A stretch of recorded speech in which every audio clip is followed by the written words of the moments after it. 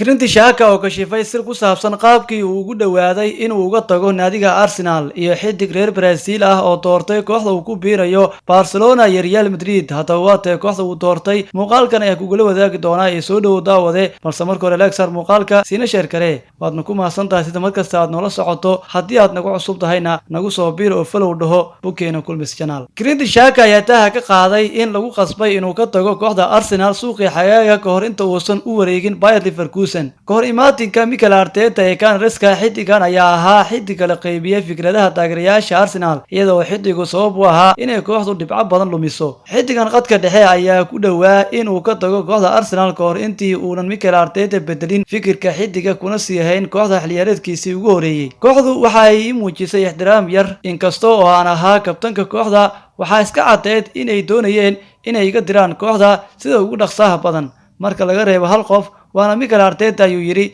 Granit Xhaka. Markii aan la kulmay markii ugu horeysay boorsooyinkaygu diyaar ayay ahaayeen waxaan isku diyaarinayay inaan diyaaradda raaco laakiin Mikel Arteta ayaa ii sheegay inuu doonayo inaan sii joogo laakiin arrintaasi ma hubin marna ma sawiran in aan u ciyaaro Arsenal mar kale.